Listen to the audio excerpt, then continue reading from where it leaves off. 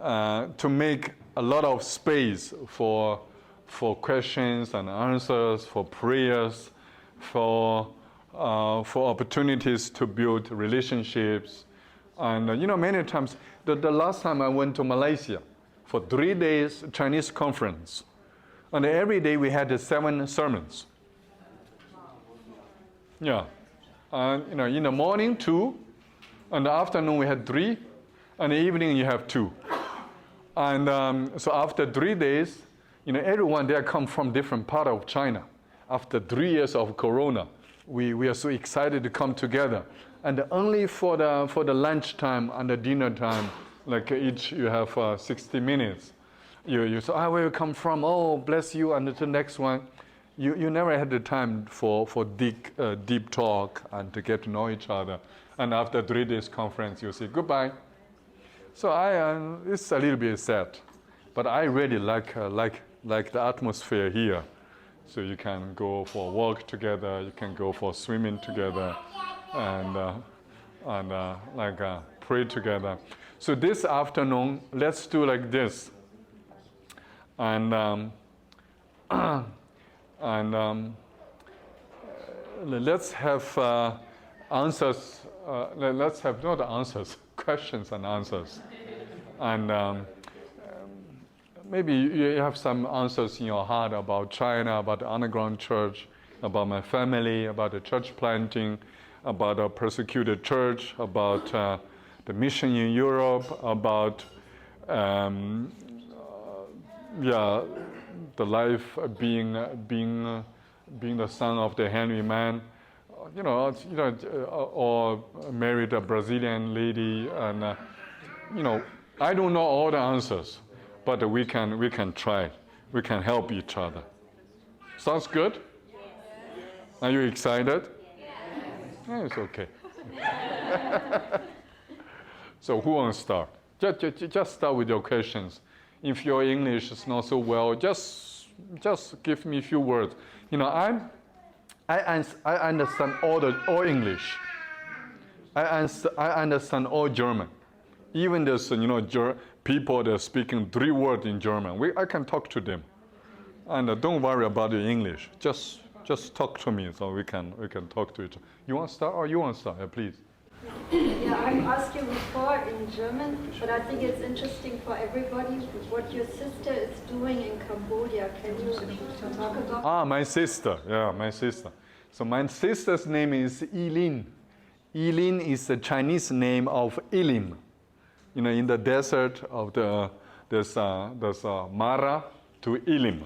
The Mara is the wells of bitter water, and Elim was the 70 wells of sweet water. So we come to Germany, and we went to the government. We say we want to name our sister Elim, and the officer said, no, Elim is the name of a location. So you can name someone with a location name. So we used the Chinese version, Yilin. And my sister is 6 years younger than me, and she grew up in Germany. Come to Germany with 11 years, and she started nurse, and with the attention to being a missionary somewhere. So after she finished the nurse school, and she went to Burma, so where we were as a refugee. Yeah, because she showed us a little, the little child, if you bring them to the mission, sometimes they are quiet, but they will watch what you do, what you speak, what you are doing, and this has a great impact in their life.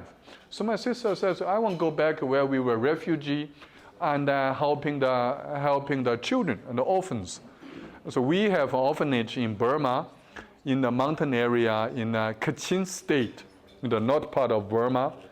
And the Kachin State, they have a lot of gold and opium, there's drugs, and also precious stone. Yeah. So the result of this is civil war.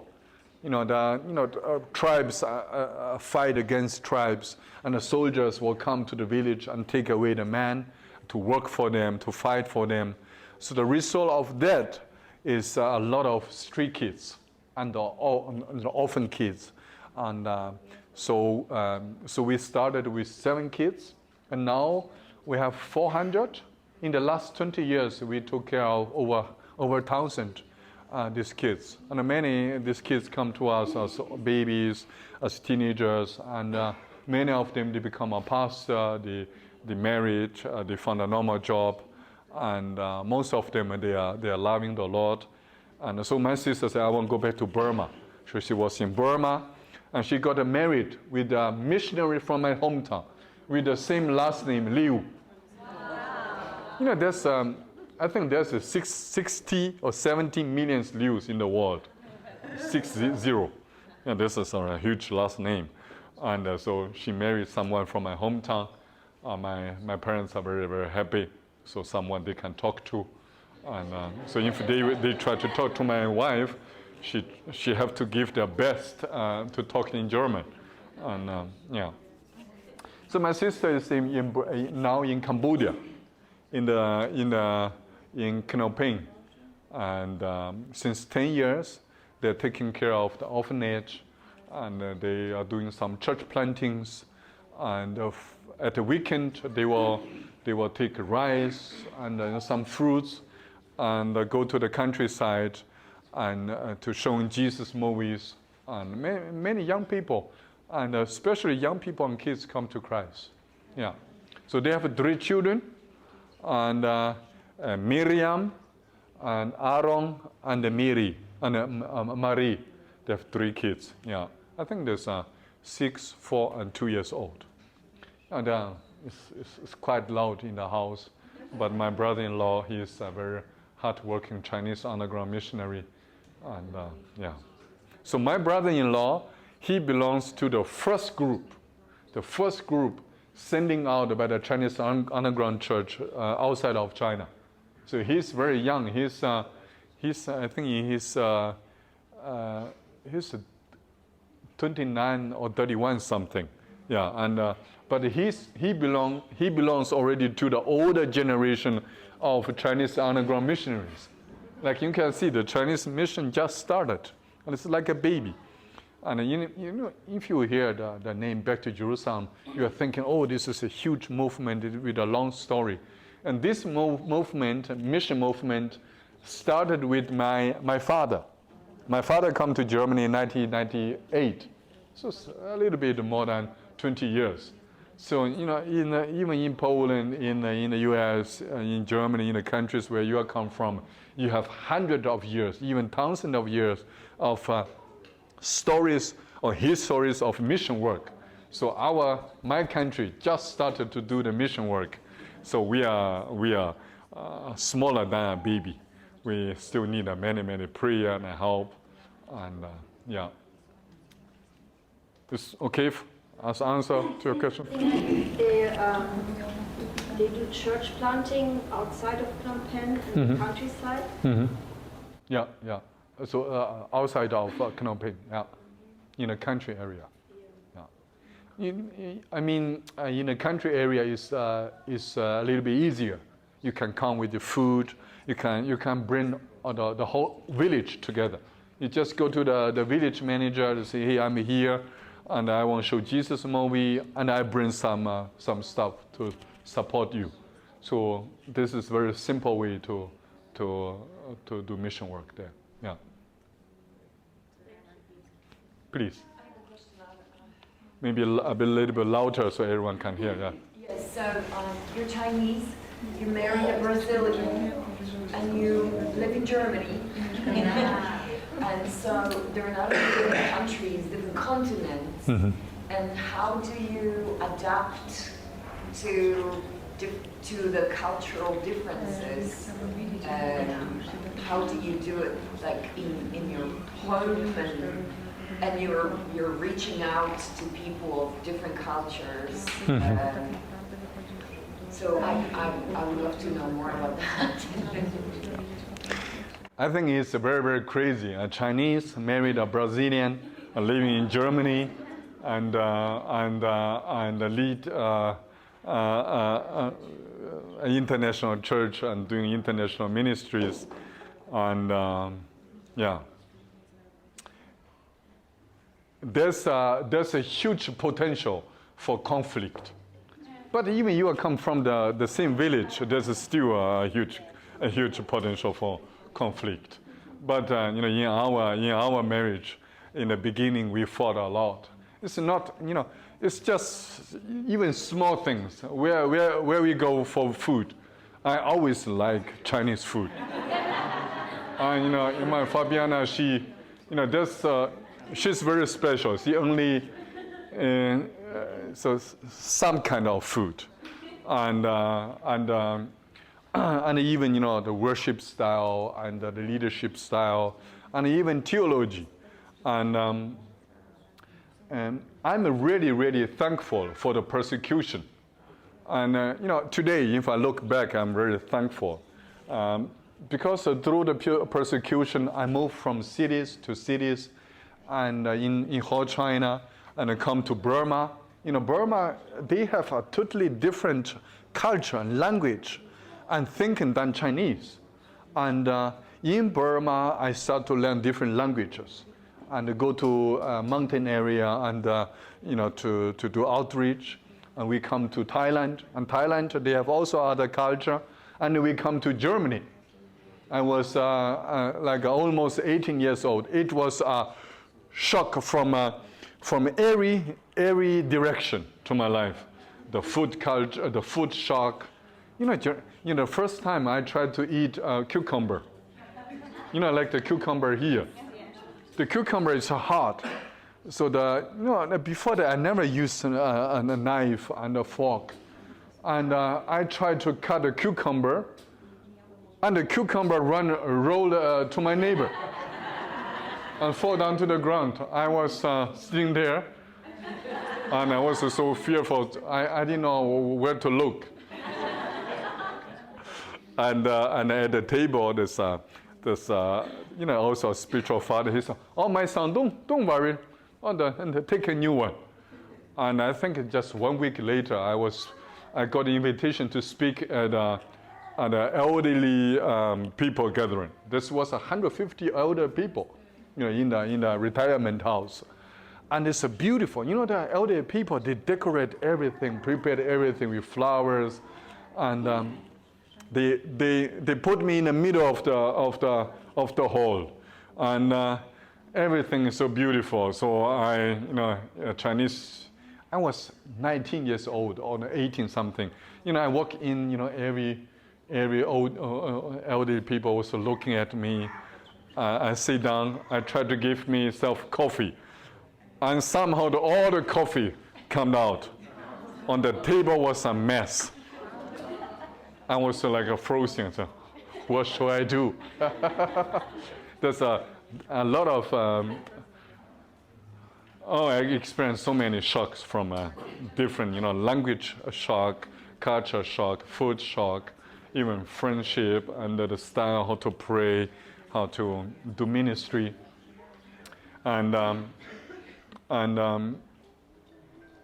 So in my life, there's a training of God, the preparation for myself to serve the nations.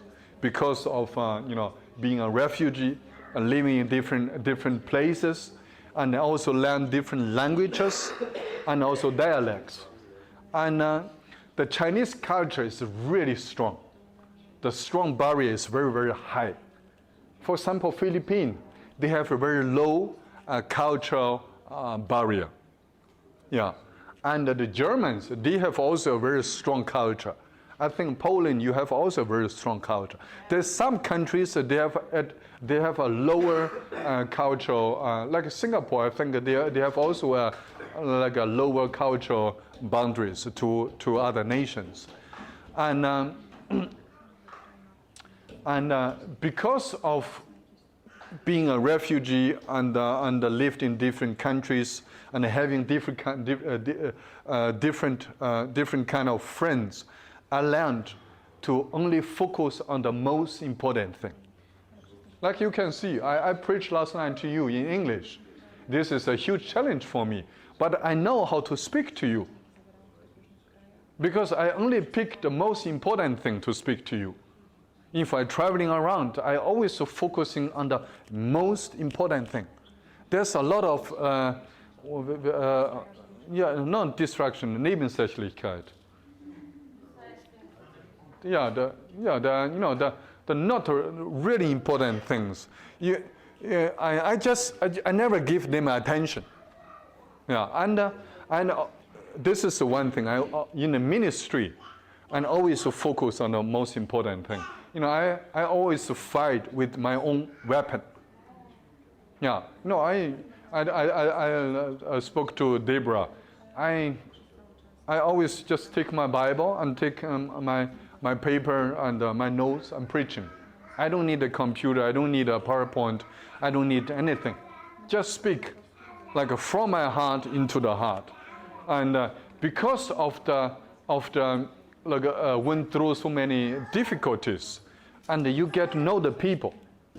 And one thing I also learned is stop to there's a discussion with people about this and that. I never discuss with people. And I just so if you tell me, oh, this is your opinion, I say, oh, wonderful. But this is my opinion. Let's live like this. Have grace for other people, and have a huge heart for other people. I have friends. They can fight with people until the mid of night and try to win, and about something. I lost this. I always say, you win the discussion, you lost the heart. Yeah, and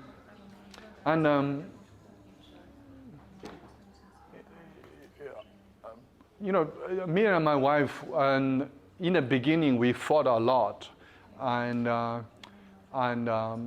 we lead a church together. Yeah, we lead. We spend every day together. Many people. The man in the morning 6 o'clock they will go for work. They come back at like 6 o'clock. They spend 1 hour with their family. They say, oh, we are happy, we are fine. But I spend 24 hours with my wife together, almost, because we are doing ministry together. She wanted to work somewhere else. I said, no, don't do it. Either we serve the Lord together or we do nothing. And she said, oh, if we work somewhere else, we can have more money. I said, no, trust me. And the Lord will provide everything what we need. So we spent like almost every hour together. This created even more attention for different areas. But one thing we learned, and just respect even your wife or your husband's calling. And not everyone have to be the same like you, speak like you, do things like you. And I really gave up all. How I can put this way. I preach since I was 11 years old. I was always the leader. Everywhere you put me, if the people know me or not, just after a few days, they always looking for my decisions. And slowly I become very, very strong in my heart. And after I got married, and we fought a lot, I said, oh, I have to let myself die. Yeah, and that's why I always, Chris Valentin had this statement: marriage is the march of death to the camp of life. He said, oh, this sounds really good. Maybe some of you will get married, and this will be great for you. And yeah, So even in a marriage, we focus on the most important thing, to support each other, to honor each other, to respect each other's calling, the ways for doing things, and also, I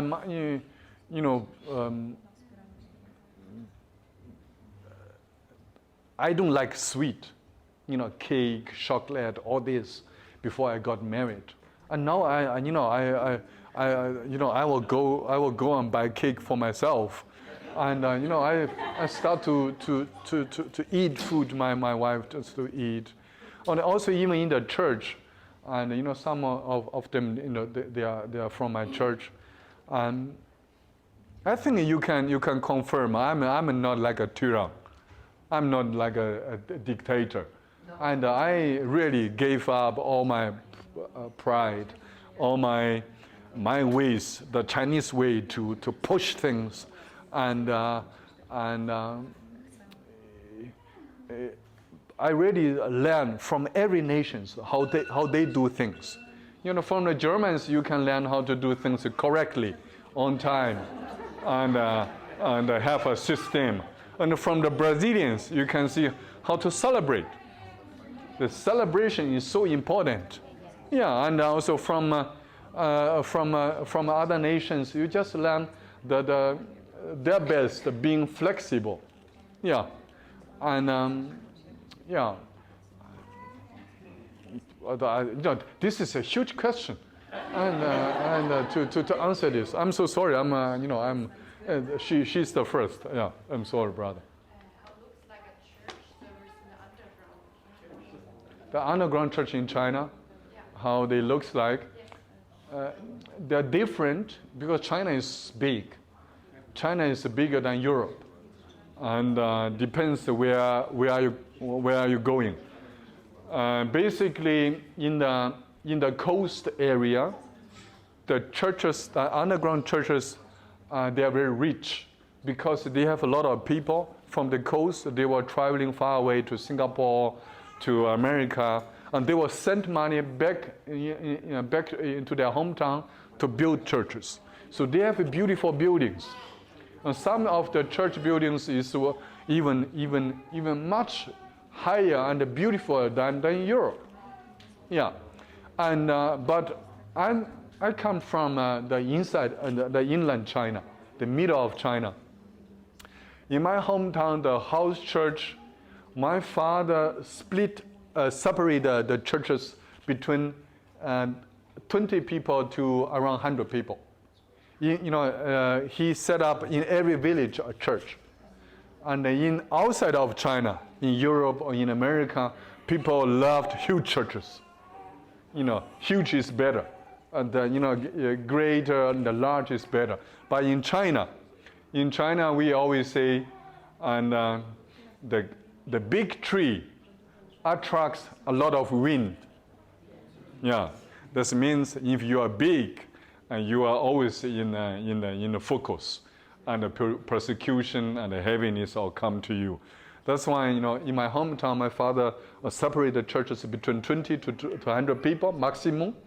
And they will have Sunday services, and during the week, as I was young, we have every night, every evening prayer meetings in different houses, in the surrounding villages.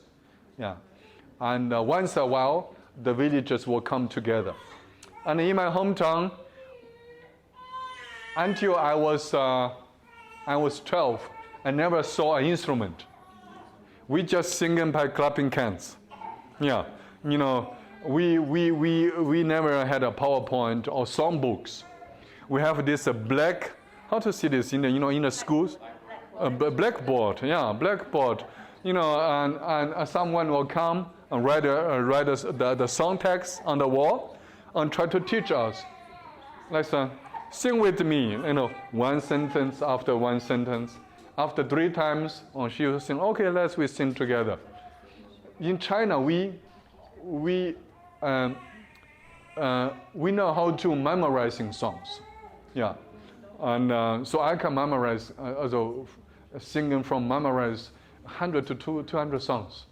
Singing just by clapping hands. And the one will stand up, the next one will sit down, the next one will stand up and sing a new song, and all the people will join this one and sing a new song.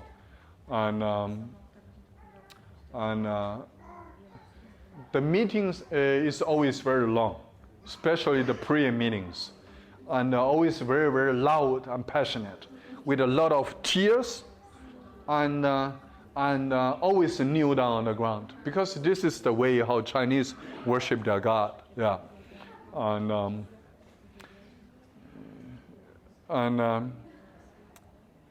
we never celebrate Christmas and Easter and all these Christian holidays, because this means nothing to us.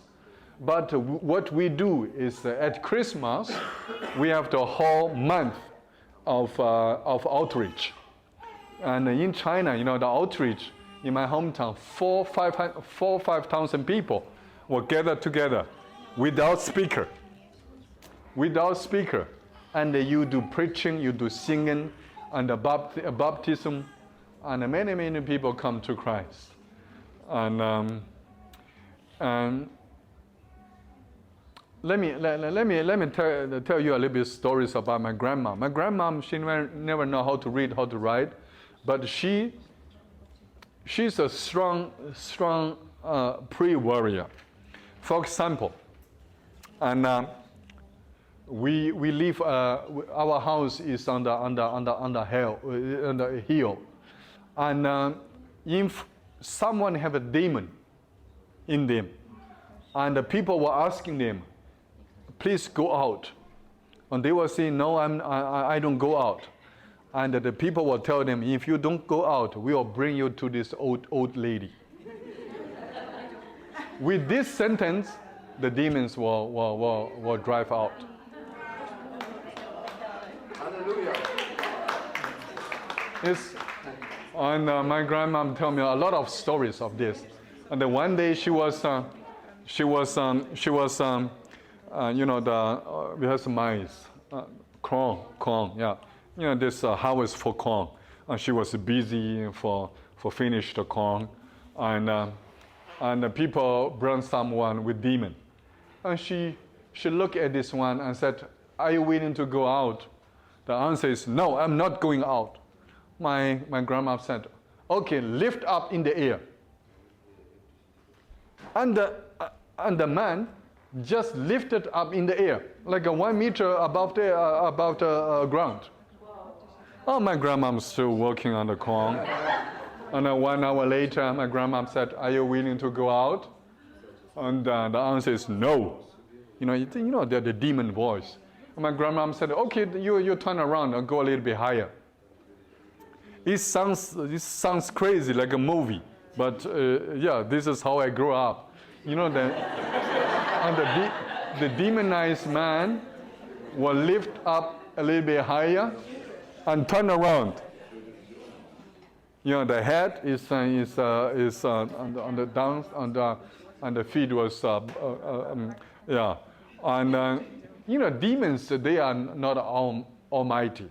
After a while, they will lose their strength, and then they will start to begging, please, let me go out. Yeah, and so this is how I grew up in China, and I went to Bethel for 2 years. You saw the people rolling on the ground, and people laughing, and the people screaming, people prophesying, and the legs grow out. And as I saw this, I said, oh, this is Sunday school in China. Yeah, it's Sunday school in China. And I'm not saying this is not valuable, but this is very precious. But God is doing similar things, but also new things in different places. Yeah. I think I should answer a little bit shorter, then so we can finish this quickly. So more questions. So brother, you have a question? Okay, I got the same question, but I asked maybe about something different. Okay. In last meeting, you said that many of your friends, pastors, are very smart as businessmen. I asked, what do you think? What is better if any person is talented and proclamate words? What is better, leave this talent for make money, and stay poor, or and waiting for support from God? Or what do you think about this problem? Because we're talking about these friends very smartly. Yeah. My father and we have a lot of rich friends, and being rich, it's a blessing. In this moment, we should shout hallelujah. In China, the Christians, they have a fake faith. Many Chinese underground pastors, if they pray, they will kneel down in the stones, the small stones. It means if it hurts really, then you are paid the price, and God will answer your prayer. This is nothing like in South America. Some countries, the people they will hang themselves on the cross and do something, and order to beat themselves to pay the price, and this is foolish. And if you look at the Bible, Abraham was not poor, or with the 316 mighty warrior servants. Who has 360 servants at home? Do you have 300? He was a rich man. If you look at Isaac, and Isaac in the Bible, the word said he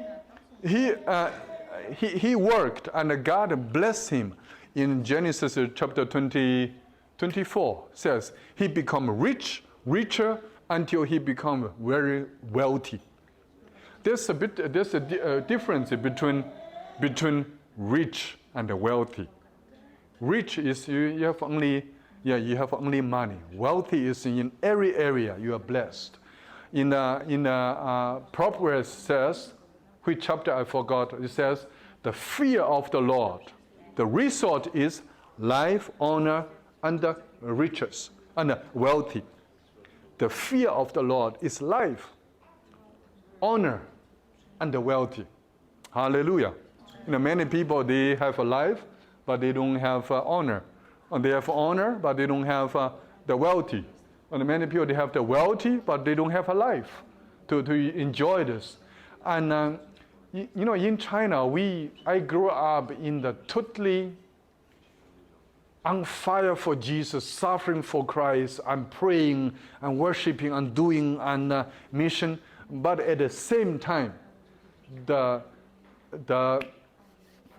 huge part of the Chinese underground church are in a very, very proud, very, I would say nearly ungodly, fake ways to believe in the Bible. In my hometown, and they were always asking you, if you come and want to preach the gospel, you want to speak at the church, they will ask you, brother, how many years you spent in the prison? Or you see, I'm from Poland. We are living in a free country. I never spent one day in the prison. They will see, go. You don't have the honor to speak to us. This is 100% foolish. And many beautiful, precious men of women of God among the nations, they never spend a day in the prison, but they are used mightily by God. Rahab Bunker spent some days in the prison. Billy Graham spent some days in prison. No, but they are such a friend to God, and in China I grew up with a theology. If you are poor, if you are sick, if you are always wearing bad clothes, and you are always looks very, very depressed. If you have this face, oh, I'm so humble, I'm sitting like this, then you are a blessed man. This is such a fake gospel. Until 2000, until I was 25, I was always sitting like this. Always like this because I grew up like this. A man of God, you should never walk like this. A man of God should always, like Mother Teresa. Always like this, like you carry a 500 kilo burden, and have the faith. I'm always in intercession for the whole human race, and never talk about business in China among the pastors. They will send you to the hell in the underground church, and coming with a bicycle, you are godly. But if you come with a car, they will say, look, they want belongs to the higher one. The Satan said, I want live on the mountain. I want to pray on this. And come to your question. There's another side. In some countries, they say if you believe in Jesus, there's only riches, there's only healthy, there's only beauty, there's only no persecution, no heaviness, no depression, nothing. This is also a fake gospel. And Jesus said, in this world you will have a persecution. Our Jesus Christ, he went through the life of persecution. He was rejected in any way. And all the apostles, 12 apostles, the one was dead on the cross, and Peter was upside down. He said, I'm not worthy to die like my master. And the one was cut off the head. One was with 5 horses and take out the body and different things. And also the Andreas Kreuz. Andreas died like that. And only John, the apostle, died in old age in Patmos, in the island of Grace. And this is our forefather. They all go through persecutions, and but we can't only preach about persecution. Another way is Jesus said, I come so you may have a life in fullness, and to have a life a strong, healthy. It's not ungodly. It's a blessing. Yeah, especially, not especially, but nothing to add. Yeah, if you have enough money and to serve, to give, this is a blessing. And Bill Johnson always said, I don't want always be the one who receive offering. I want to be the one to give offering away. And in Germany, the pastors, the pastors come together, drink coffee, eating cake. They will have pastors talk. They will say, being a pastor, you should be too rich, but also not too poor. Not too healthy, but also not too sick. I think, come on, what kind of theology is Schwäbisch theology? Yeah.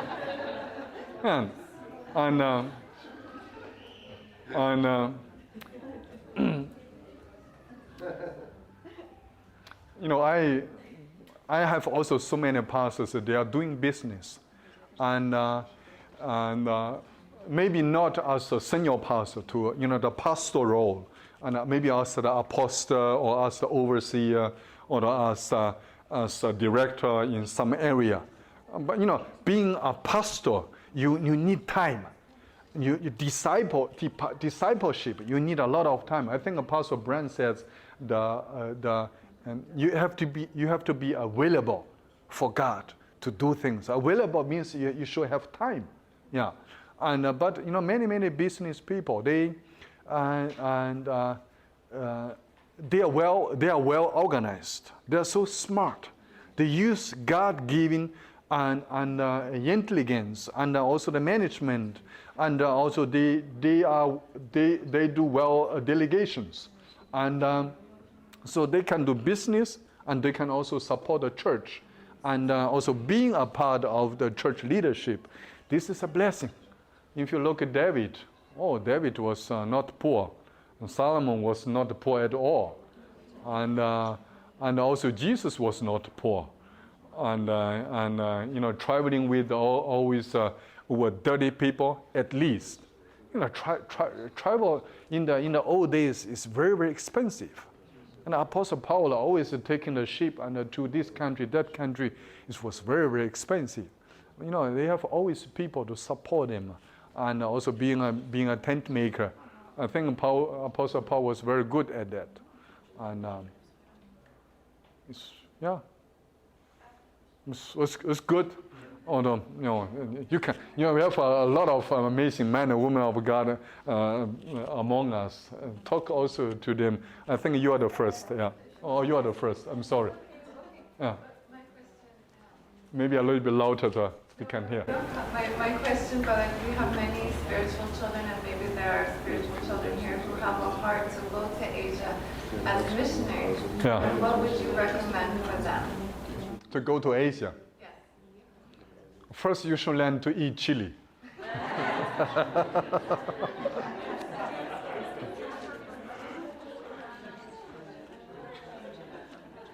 To go to Asia, I would say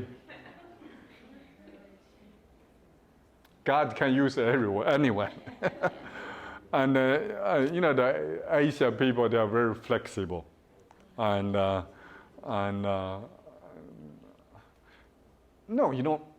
the most important is loving Jesus. If your heart is full, if your well is full of living water, you can go everywhere. My father always said, you can put me on the island. After a few days, people will come to Christ, even without language. My father lived in Ashbourne, and he can only speak few words German. He will always, walk around with my mom. He will greet everyone, Guten Tag, and hello, Guten Tag. And from time to time, the villagers of Ashbourne, they will put cake at the door of my parents. And also our neighbors, they started talking to me. They say, Mr. Liu, and in Germany the weather is not so well, but every time if your father come out of his door, it's like the sun start to shine. Yeah, there's no special request. It's just if you want to be if you want to be being a Christian, a follower of Christ, and a missionary or pastor or youth leader, I think the number one thing is we should love God, really, before people or with people or without people. We should really love God. He's our first love, and we should also really love people. Really love people, and I think maybe there's one request. You should love food. If you come to Asia, you should love food. I have one friend. He is a pastor. He told me, Isaac, I just eat bread, and I just eat food to survive. Really, it's a good friend. And he said,